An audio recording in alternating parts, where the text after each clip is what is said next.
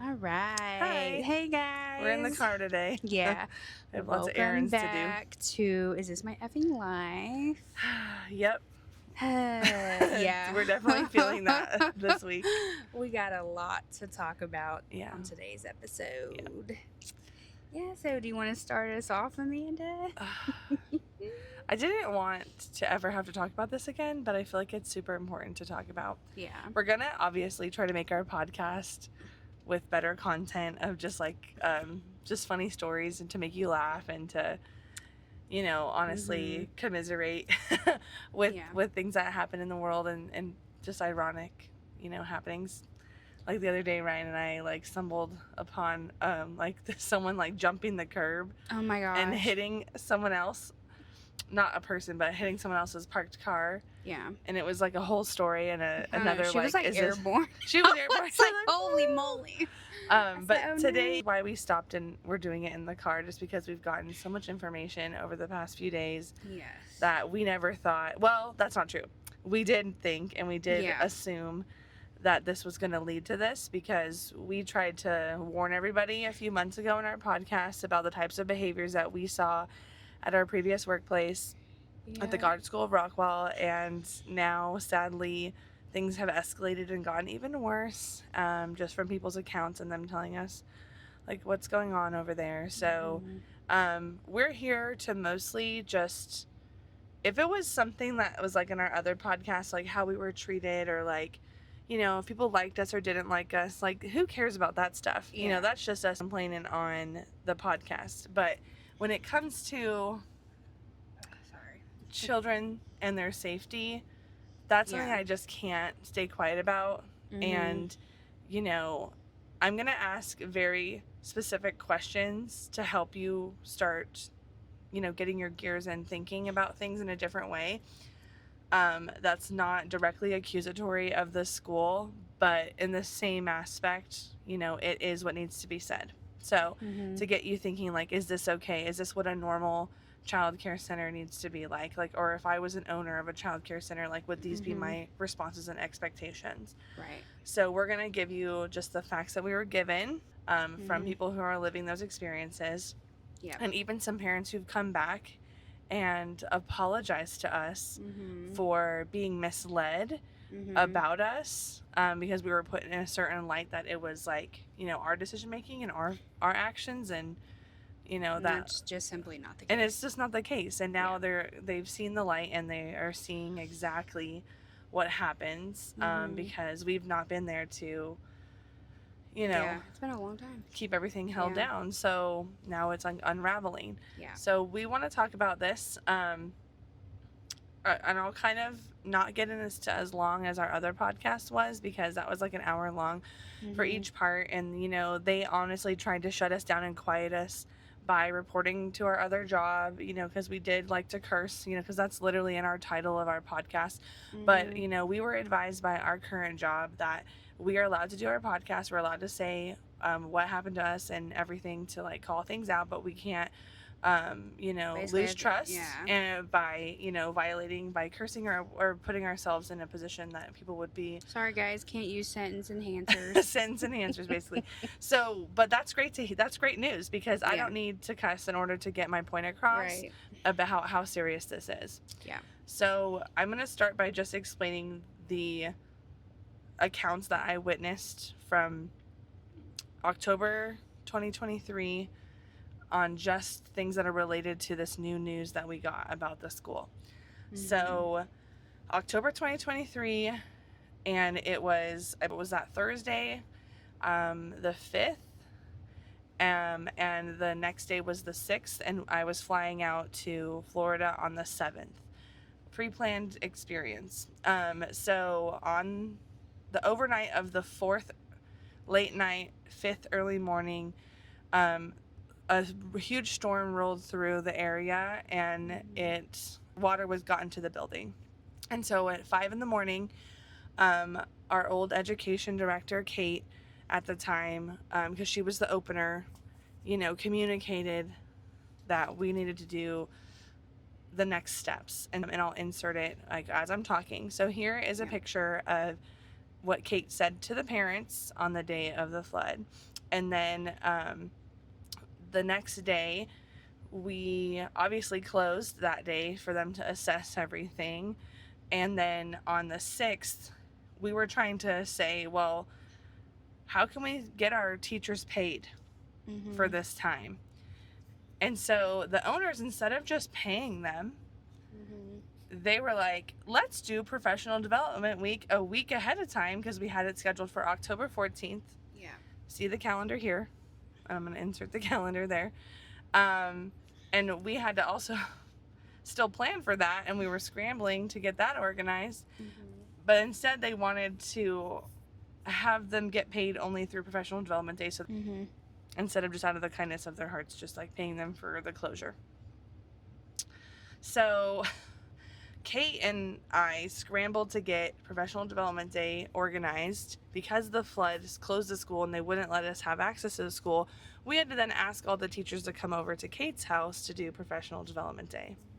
Amongst all this stress of like, how long is the building going to be closed? We had no answers.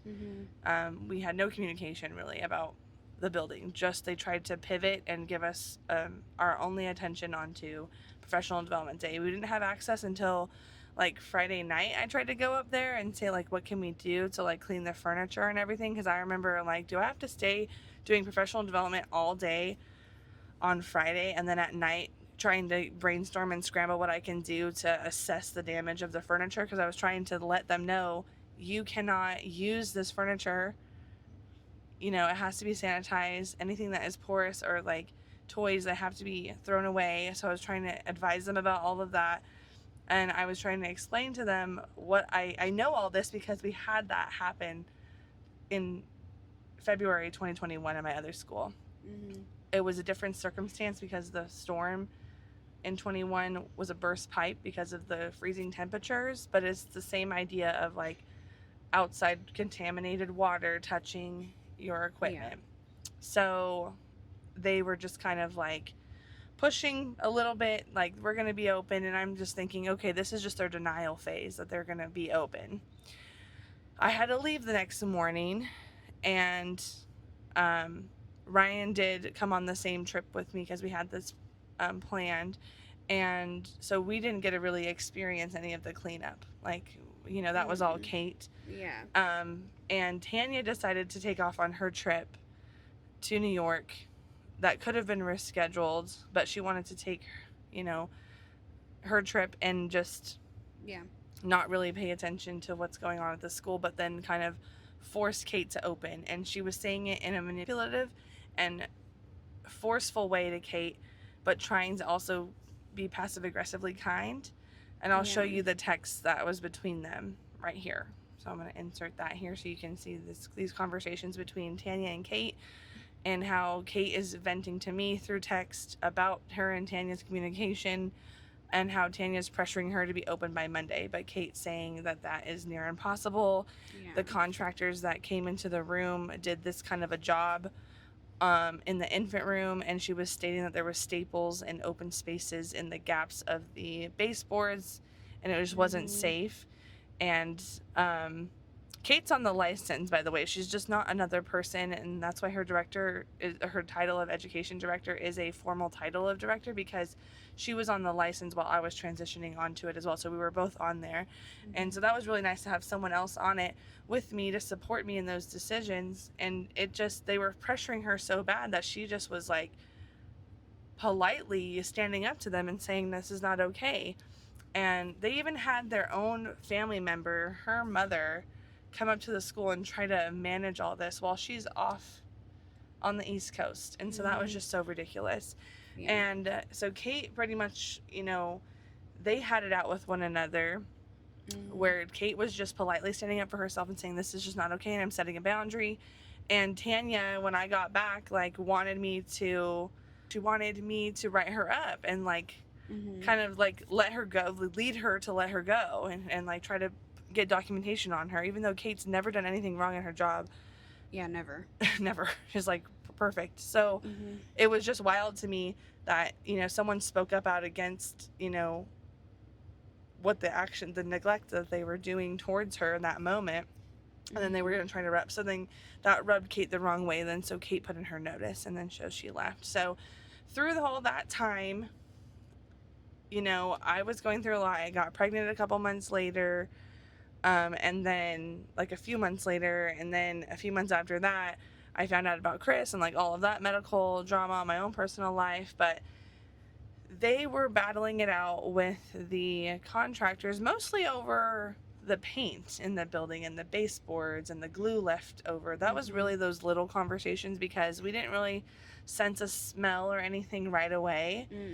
So it wasn't until like, you know, they were getting into their own squabble, because I also think they wanted to recoup those funds, because I think they gave credits to the parents during those 2 days for being closed for the flood. I don't think so, because I actually had to babysit one of the kids because the parents had no other option. And well, I was told they gave them funds back. Well, the mom told me that. Sorry. The mom told me that. No, that's a lie. We still had to pay. Okay. Well, and I said, oh, okay. So there's no like confirmation on like if that happened or not. But so supposedly, like what I was told when they started like their lawsuit, that they, and what I witnessed myself, this is not like, you know, made up, just what, like this is what I witnessed. They were trying to gather up all that information and hiring their attorneys and everything. Yeah. Especially because at this time before Kate left, Kate told me, you know, this is bigger than this just one instance, Amanda. And I said, what are you talking about? And she said, this water has been coming into this building during storms, like when we first opened, and on that other side, on the first steps and infant side. And I'm like, oh wow, like is this like a bigger like issue? So it led into the other project about, you know, I'll show pictures here about them, you know, redoing the French drains and adding installing French drains around the property, and me having to manage that. Here are those pictures there. And you can see like this lasted for a while because we had to work around their schedule, and Tanya wouldn't let them but even with work those in certain drains times. Put in, like I can tell you there's at least been 2 times where water has still gotten into the building. Yes, yeah. Crazy. It's crazy. So it was just a wild time. So that was the main focus, was like, okay, they're going to do this big project to fix all the concrete, level it out on the side of the building so that there's no uneven, you know, angles on it so that it would flood towards the building or the doorways. And it was distracting us with the big project of the French drains being marketed to us as the be-all end-all fix of this situation. Not only from the owners of the building, but the owners of our school. So that kind of shifted. I obviously went throughout the summer and did all of the summer program, was focused on that. I did see one instance of mold in my entire time there, just one. And it was here in this picture. It was late May of 2024. And it was really humid that day. It had like rained earlier. And so I was like thinking really nothing of it. And it was underneath a poster. So I said, oh, maybe this poster just got wet somehow. Like, cause it was by an area that like was kind of near that could have gotten wet. So I didn't really think much of it, but I took this picture, and you can see this is the only instance that I ever saw. We cleaned it and disinfected it right away, and I kept my eye on it to see if it ever regrew, and we spotted no other mold in that room or anywhere else in the building. So I was like, okay, perfect, because what you're supposed to do in those circumstances, if you see multiple episodes of mold, you're supposed to call your licensor and ask for help. Call Goddard like representatives and ask for help. We have a whole team that we were trained to call if we had like an issue. Yeah. And so, but I never had any other issue like of mold after that. So then summer goes through. Lexi ends up taking a credential course and gets on to the license. I go on maternity leave. And then, you know, through this whole time, we noticed the glue coming up on the floors. So like through the summer and everything, we're noticing that constantly. But, you know, we were only at the time focusing on the areas that we saw get water in the building initially. Because we're like, oh, that makes sense, 2 and 2, like from what we witnessed. But I'm like, that's an awful long time from when water initially got into the building to like almost a year later to like still have problems. So we made note of that. And there's the pictures here of what we saw. I went on and I went on and had Christopher and then took leave for 10 weeks after that. So I don't bear witness to anything in between those 10 weeks that happened, but there were gait issues. There were starting to be gait issues in the springtime, and that was another hurdle to get them to replace those because they would only do one at a time, and it was honestly like risky because it was like one of the gates unshifted and somehow like opened, and that like put the teachers in a compromising position. That was like really stressful because I was like, why aren't these gates being fixed and the alarms going off, and us having to do like a perimeter where we'd stay on the playground and supervise the gates. So that was a whole saga, but that wasn't really what was we were focusing on for the water and the moisture in the building, because that's what this podcast is going to be mostly talking about, our experience with that. So but all of that was happening at the same time to be like a mirage or like something to distract us while the other stuff was going on, and like not a word about what was going on between them and their lawsuit or any actions that would cause a side effect towards us. So then I come back from leave, still see more flooring issues, but then I really start to see flooring issues and everything in the spring. In the spring leading up to summer. And is that when the guy came out? The guy came out all in the same time, like late spring, summer. Because he like they had him. Because we collected photos, and we'll show you these photos that we collected over the time of like random water spots in the building. Yeah, but basically this guy came Nothing broke up above it because we'd go up in the attic and we'd look, and the water, so we just couldn't explain like where this water spots on these ceiling tiles were coming from, but they have to be replaced because that's a licensing minimum standard. You have to have those because your health inspector would require that of you. The things that we did notice the most of during that time were like, especially when I was about to give birth to Chris and like when I came back after 10 weeks, was the walls. The walls would be so easily chipped. And paint would peel right off. Like we're talking not just a little paint, we're talking like peel completely off. And I've never seen it in my life. I've worked with so many young kids that like, you know, hit toys against the wall or like play with their trucks and roll it against the paint.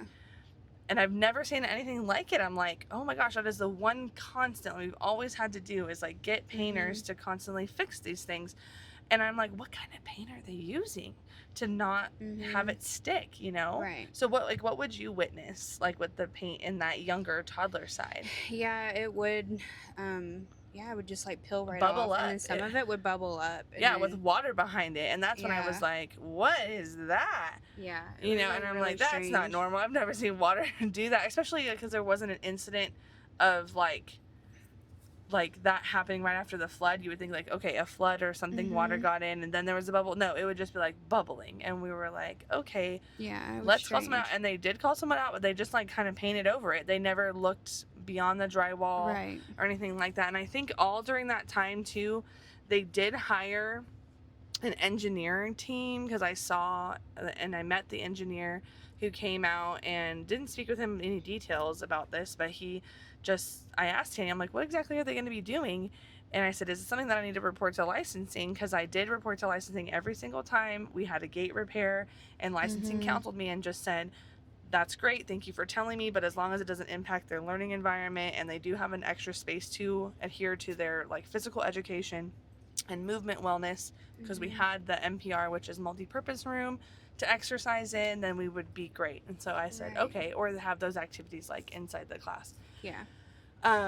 And so I reported like all of those things, especially when the flood happened and all those major construction events after that. Especially when they were like doing construction during the day and in drop-off hours and everything. It wasn't inside the building, that was outside the building. So that would all go on. So those are the things that I noticed. That would just like always stick in the back of my mind. But I was again like given a mirage and like, oh, look at this is what we're kind of doing these projects to like make it work. But I'm wondering, like, why are we now almost approaching like summer 2025 and this all happened in October 2023? And I get it, a lot of it's the responsibility for the landlords to pay for, but at the same time you have to, if you're going to run a space that needs to be habitable for the children, childcare owners are responsible for making that space safe. Yeah. Up to code and everything, you know, following those rules. Yeah. And so, not to mention, like, the AC was an issue, I guess, right before, because when I started, this is related to moisture issues, because when I started in July, I was looking through the, like, data closet, and I was like, oh, what are these 2 small units here? They're like the small white, you know, 2.5 feet, 3 feet window, kind of like standing units. And I'm like, oh, what are these for? And then they told me that they had, and their AC broke. And I'm thinking to myself, they opened March 2022. Because they celebrated in 24 their second anniversary. Like, how is your AC already broken? Yeah, so how is your... And so I was like, oh, that's a little weird. But, you know, things happen. And so that was when Ryan started earlier than I did. Yeah. And what was your experience like with that? Were you there when the AC was getting fixed, or was just fixed? Yeah, I think it was in the process of getting fixed, because I remember, you know, I got hired on as the pre-K teacher. This was in June of 2023? Yeah, and I remember it being, like, pretty hot in the classroom, and I'm like, can we turn the air down? And they're like, oh, yeah, get the air fixed, and I'm like... So it's right in the midst. Oh, my gosh, like... Okay. But I think it was, like, shortly after I started, it got fixed, yeah. Okay, so there's that. And then, I don't really remember any episodes happening in 24 summer of, like, the air going out. I don't know, but last summer, yeah. Yeah, we got pretty lucky, like, summer of 24. But last summer, yes, a little bit. But it was, like, towards the end of our time, it was actually not even summer. It was, like, approaching fall, because it was in September. Because I have pictures right here of the walls units. But that's because we had a power outage. And when the power came back on, it caused a surge. And it blew one of the... Yeah, it blew something. Yeah, it blew one of the pieces. That was easily fixable. So they fixed that within a couple of days. They had it fixed within a couple days. Yeah, but still, in that summer and spring, we started to smell foulness. Like, really foul. While I was gone for Chris's second surgery, which was in March of that year, I guess there was a dead possum, right? Yeah. That had crawled up in there from another storm, another thing that they had damage on top of their roof, because this giant metal piece, like, flew off from a storm.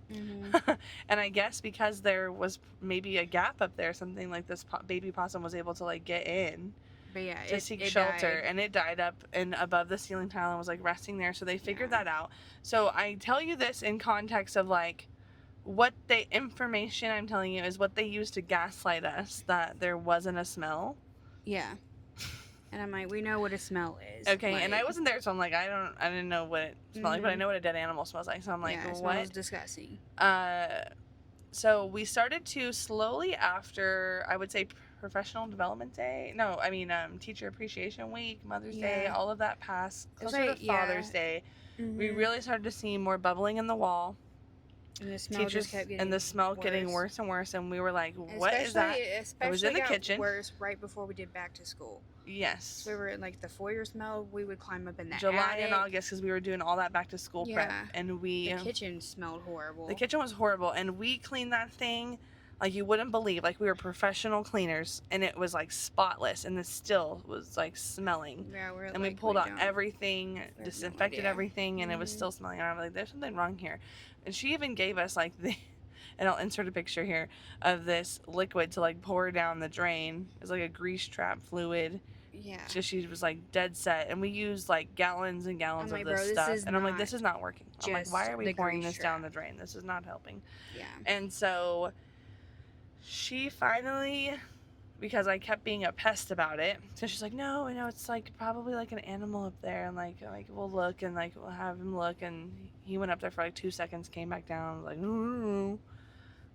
So I was so irritated with that. It just smelled awful. It smelled awful. So then, it was, like, worse on the weekends, because they would have the AC turned off. Or set up a higher temp. And you'd walk in, because sometimes it would be, come up on the weekend to... So bad. You know... And humid. You know, do stuff for the teachers, or... You know, just file stuff, just some extra work done, and it would be like, oh my gosh, what is that smell? Yeah. It was so bad. So we didn't know what else to do. So I just kept being a pest, because I'm like, I'm not gonna get, you can't just ignore this. Like, because like parents are going to be like, oh, they're buying all these Febreze bottles, like why, like, are they having all this out? And I'm like, I was trying to make it seem like everything was okay, like go with the flow, but then also trying to do some major behind the scenes like discovery of like what this is instead of just ignoring it. And she finally hired a plumber. They hired military plumbing. We met with military plumbing, and Ryan actually, I was back there with because the rule at school was like if you had an outside vendor, one of us had to like escort them throughout the building for safety reasons. Yeah, we had to be with them. And so Ryan was assigned. And do you want to talk about like what that experience was? Yeah. So I can't remember if they checked the grease trap or not, but they were like, I'm gonna check behind this hand washing sink. That was in the kitchen, and it's only used for hand washing. Like, we have pretty food. We have a huge sink. We have a 3-comp sink, so there's no food that needs to even go down. And so he like puts this like camera thing down in there, and he's looking, and he finds a cracked pipe. Okay, in the foundation. He showed me on his phone because it like connects Bluetooth or whatever. I don't know. Shows me this cracked pipe. I'm like, ew. He's like, that's probably what the smell is like coming from. He's like, it looks like your foundation has shifted and it cracked this pipe. And so it's gonna, he said like the whole thing was probably going to be replaced. Yeah. Like the piping and like a whole bunch of other things. We were like, okay, that's great. Wow. Yep. That's amazing. And so we tell Tanya. We tell Tanya, and he tells Tanya. Because we don't have a credit card that goes, we have a credit card, but it's for incidentals, and it's only up to like $1,000 or whatever. Yeah. And that's just for like, you know, if we need things like here or there. So, all the other things have to be charged to her credit card, or she writes them a check. So, quote she wants, she thinks it's reasonable, the work she wants them to do, whatever. So we forward that on to her. So she is well aware of all that information. And she was like, no. No, we're gonna hire a different company. I'm gonna hire a different company for a second opinion. But then they didn't. No, it wasn't even a second opinion. The guy already came in from this other. I think it's called Bacon Plumbing. Bacon Plumbing. They already came in knowing what job they had to do. Yeah, he was like, I'm here to clean a grease trap. And we were like, it wasn't like, I'm here to help you discover your issue. Right. It was, I'm here to clean a grease trap. And we didn't even know he was coming. Nothing was communicated, so we were like, oh. Yeah, insert me with evidence of communication and not knowing. I have to be the one to go back there, and he's like back there cleaning out this grease trap. Here's some pictures of that, by the way. Yes. This is what we had to do. And cleaning keep in mind, during the middle of like rush hour lunch. So we have to use a microwave. So we don't have. And I was not okay with this. Remember, I had already put my notice in. This is about 2 days before my last day. Yeah. And I was so mad. I said, why couldn't we just ask the parents to do a cold sack lunch where we can use the fridge, put everything away, and then bring it back out, and not have to use any heating?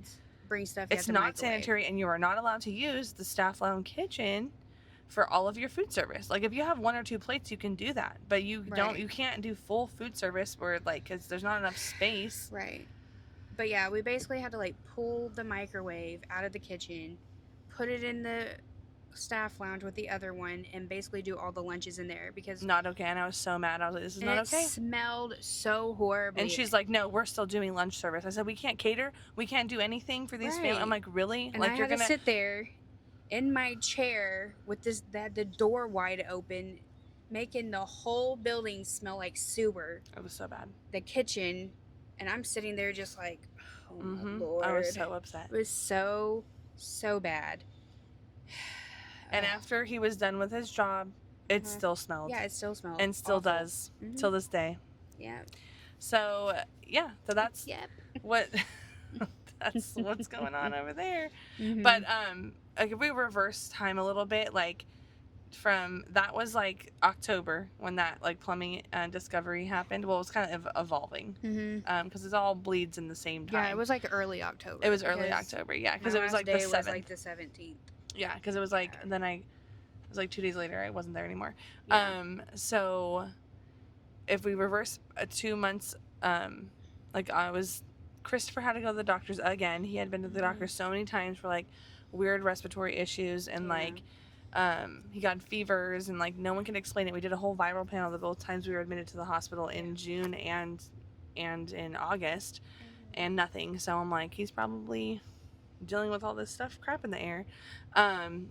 So August 7th is when we checked in at night into the hospital, and I was like, this is great timing, because she had told me that the engineer was going to come out shortly, didn't give me a firm date until like the week before. Yeah. So I had to tell parents like, hey, like, and it wasn't even something I really needed to let the parents know, because it was just like going to be like how he came out last time, I assumed, because he just poked little holes here or there in the walls is what she told me he was going to do. Mm-hmm.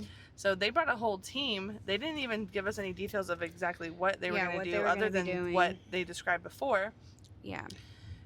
Didn't tell me that there was going to be a noise disturbance or they were going to blow water through the wall. They just said that they were going to have test strips. And I assumed that they were just going to have test strips like to put in the wall, see if they could capture anything on the test and pull it out. That was my assumption of how they presented that to me. But no, she told me that they, like the day of, and I'm dealing with my son going to be admitted into the hospital because he's really sick, mm-hmm. that they are going to actually blow water through the wall and see if it works. Yeah, see if, so like, they were testing to see if they blow water through the wall on the outside of the building, will it go on the inside of the building? The moisture barrier and go inside. Like basically flood the classroom. Mm-hmm. Yeah. Yeah. And so I remember you were in the hospital. So I wasn't there. Ryan was there and trying to give me as much details as possible because, again, when vendors are there, like, we have to be with them. So Tanya was like, no, Rose and I are going to be with them. Yeah. Ryan can just help run the front with Lexi. So I was stressing because I was, like, so emotional because of Chrissy and trying to make that happen, and then also very frustrated because, like, the next day, you know, the girls are texting me, like, the parents are so upset about the noise. They're, like, jackhammering and everything right mm-hmm. outside the wall of their classroom. We were very full school at that time, so we didn't have the ability to split up a class and rotate them or move them to another room. Yeah, like, there was no way. And so that's why I was really upset, because I'm like, why can't this be done on the weekend? Yeah. Why are you doing this on a Thursday or Friday? Why can't you do it the next day? Right. I just don't understand. What was even more crazy is I'm walking around doing my rounds, like checking on the teachers, seeing how they're doing, how the kids are doing with everything going on. And Tanya, her husband, are in the classroom. With children inside? With children in the classroom and the teachers. The teachers are trying to get the kids, like, ready for lunch, all this kinds of stuff. With these other people we don't know, the engineer people are in the room too. And you're not supposed to do that. Any work that they do, children cannot be present. Yeah. And that's the whole part of licensing, is because you're putting my license on the line, because you're going behind my back when I'm not present at the school to witness this, and you are allowing people to be where children are and working near their space. Yeah. And that is not okay. Like, the children are in the room while they're blowing water through the wall, and it's flooding the classroom. I see the water. I see the test strips that are turning the colors they need to turn, because they're, it's confirmed, the room's flooding. And even in first step, she had the babies, like, you mm-hmm. said, like, back up. Like, on the carpet, and how to keep while they're flooding the classroom. I'm like, what are y'all doing? Upset. I was freaking out, because I'm like, y'all can't be doing this. And I'm like, go to the staff lounge, and I call her, and I'm like, dude, this is what they're doing. Mm-hmm. And she was like, oh, heck no. Yeah.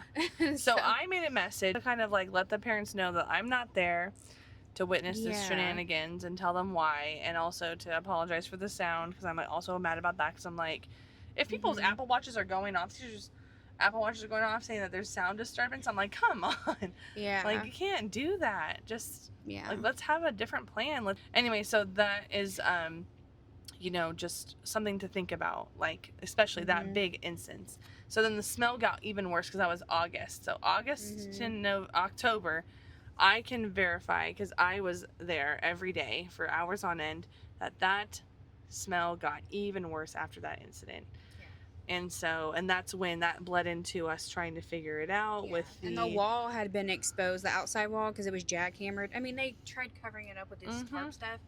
But, you know, critters and stuff, they, like, dug a hole, mm-hmm. holes in the wall. And here's a picture of that. And the kids couldn't go outside for months. More than a month. Yeah. More than a month. Because I have, like, mailbox Mondays that I would send out, like, almost every Monday or every other Monday. When my kid gonna get to go outside? Exactly. And I let them know every time the playground was closed. And there was at least a few times that I sent on a mailbox Monday mm-hmm. every other week that that the playground was still closed. So it was over a month that they were closed because of that. Sorry, I don't know. Like, we don't know when they're going to come close up the walls and repair it. And this went on, like you said, for over a month.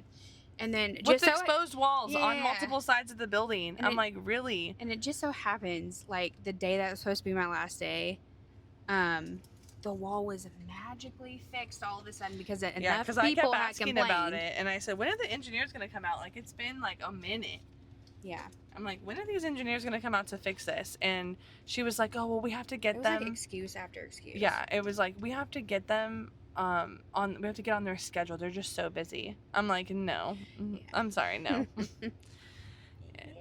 Especially because they're not doing more work. Like, they're just, like, repairing. And then it was like, oh, well, we need the siding. We need more of the siding or what. I'm like, no. You should have had that ordered before you even opened that wall. You should have had those materials locked and loaded so that you could replace it right away. Especially if you're trying to advocate that there is an argument of a moisture barrier in the first place. Why would you make it worse by you doing small neglectful things like that to, like, leave it exposed? Yeah. So, not cool.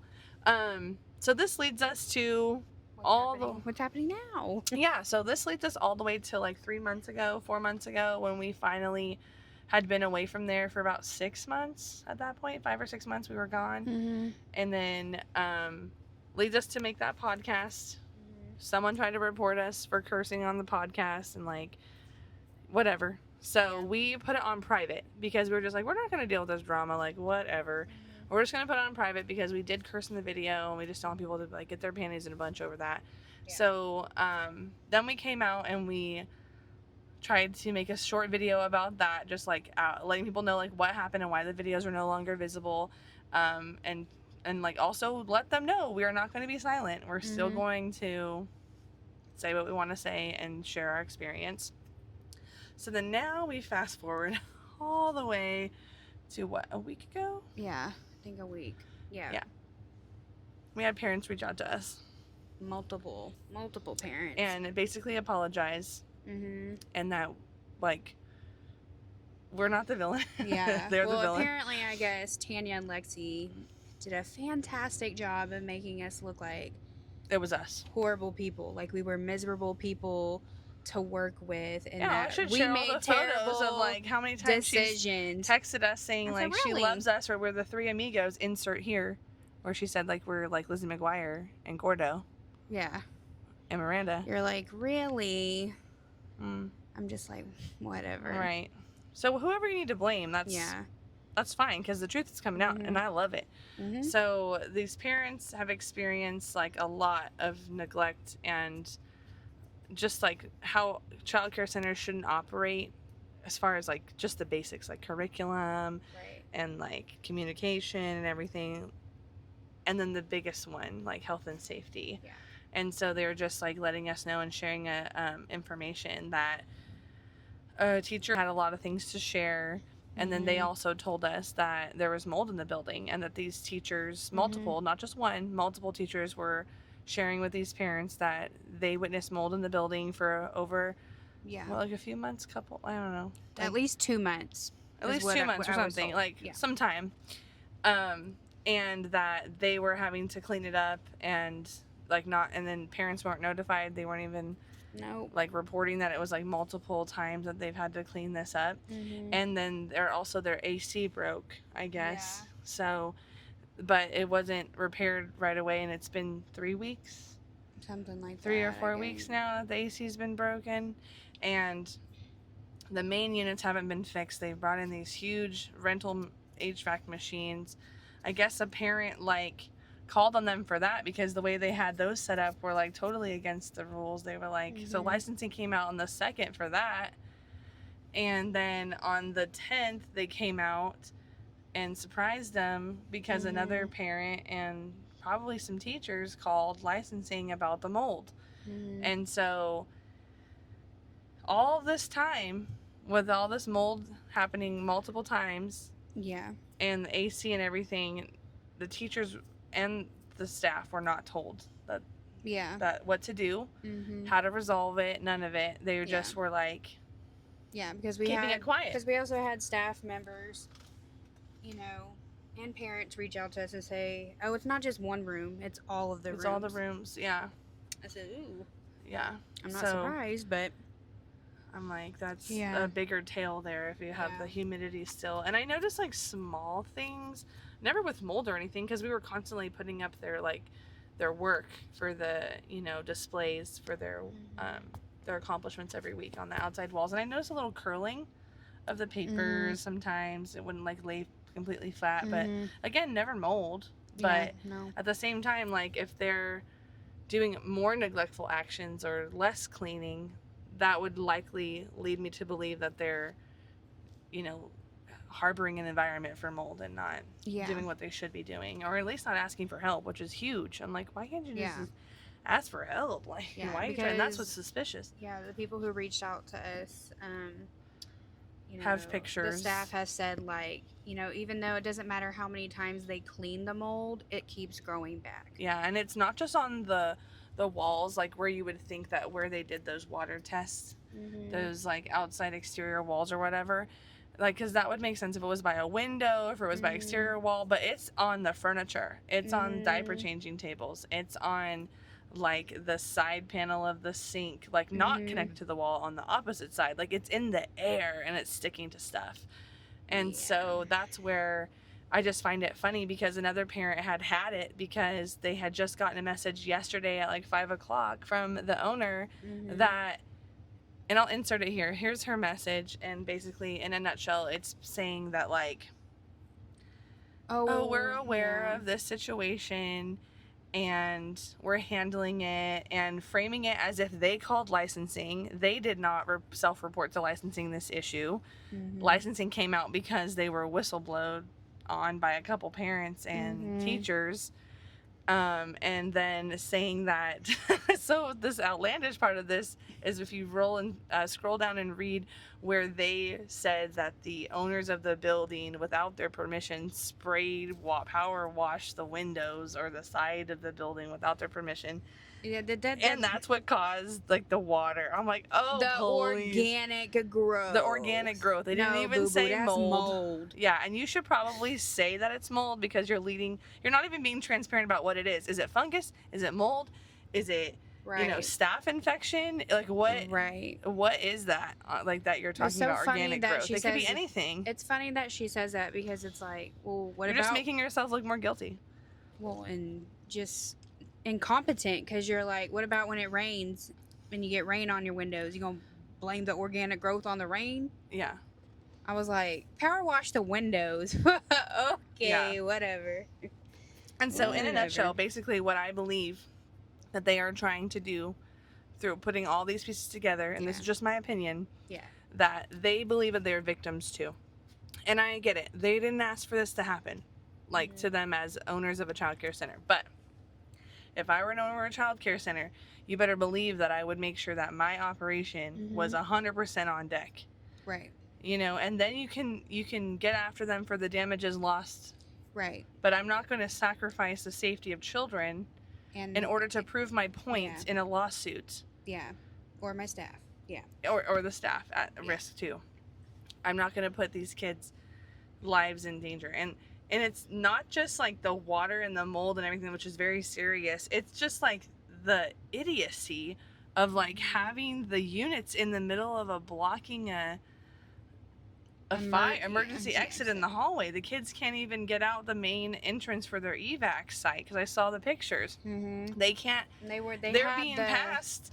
They have the doorways, the classroom doors blocked with a shelf. Like so you go down the hallway and there's two classrooms on like there's like one classroom on either side, and they're using the toy shelves to block the entrance of the classroom doors, and they're like passing children over those thresholds to their parents, or not allow the parents to fully go in the rooms. Yeah, that's not okay. So I'm like, how are we safely having like exits like here? Like, what is going on? Yeah, just doesn't make sense. Yeah, so I have yet to hear from licensing. I'm sure they're going to probably reach out to me, but I have yet to hear from them, and I will tell them exactly the truth. I will tell them everything, and I will try to do it in a way that is objective, but of course, like, you know, it is subjective because of like the nature of the situation, but I will try to give them all the objective facts, because that's all you need to prove that they are doing like really shady actions here. Yeah.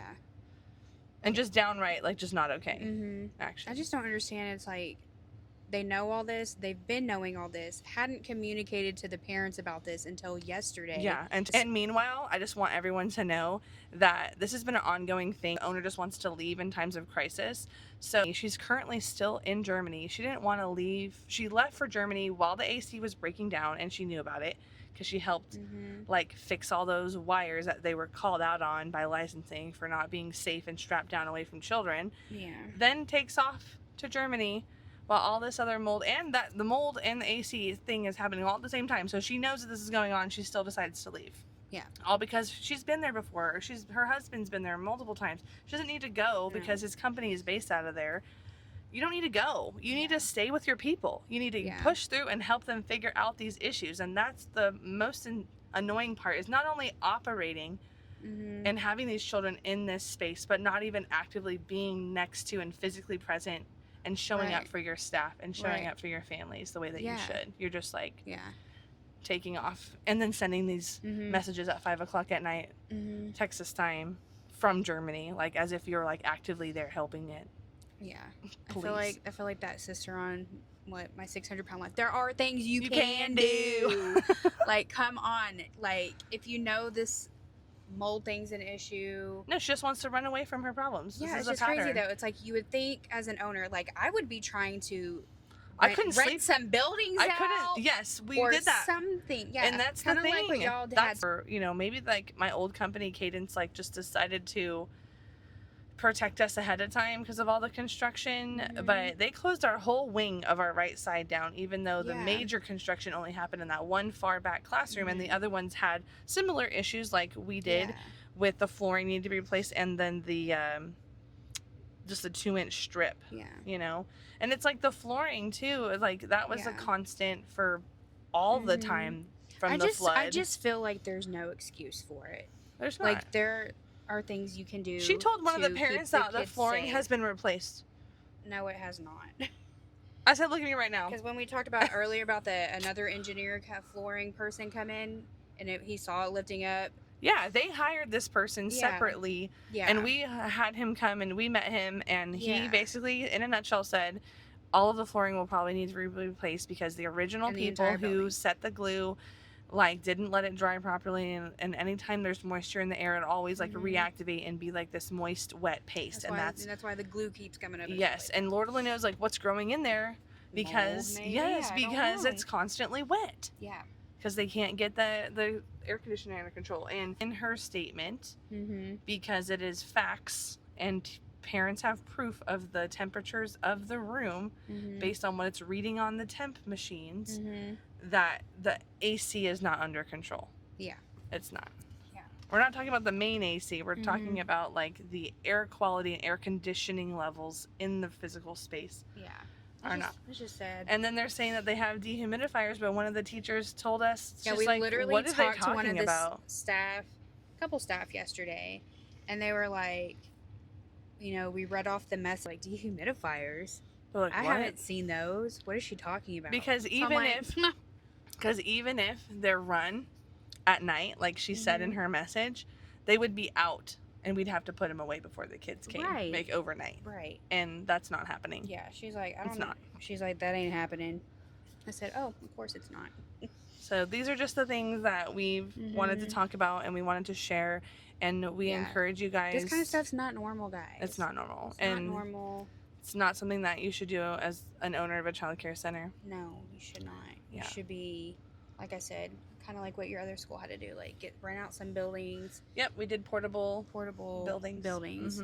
You gotta, this safety of your kids and your staff are number one priority, and that's just not happening, and that's so sad.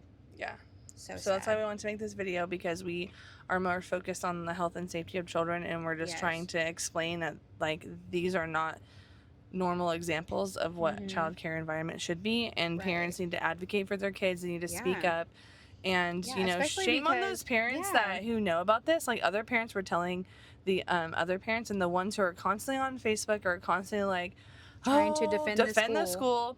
You know what they said? Like, oh, well, we're leaving at the end of the month anyway to go to kindergarten, so it's all right. I'm like, no, it's not okay. It's not okay. I'm like, ew. And if they have that stance, it's like, yeah. Have we gotten that desperate that we're just like okay with this? Yeah. So it's not okay. Anyway, but that is what we wanted to talk about. It's like basically moral of the story is we have to keep these kids safe. It's not okay to have this go on. So I'm hoping that the parents stand up and say something and speak up. If you feel compelled to share this video, like it, comment, go ahead. We will be posting it for our public, for everyone to see. So because to show you, and we hope you guys, if you're still in that situation, or if you ever get into that situation, that you take this video and kind of like process it yourself and be like, okay, let me put 2 and 2 together of like how I would want, you know, my own child care center to be run, or if I had my child attending, like what is okay and what I'm not okay with. Right. Yeah. Yeah. So yeah, that was it. Hey, yep, that was today's episode. Is this my effing life? Yeah. All right, guys. See ya. We'll talk to you later. Bye.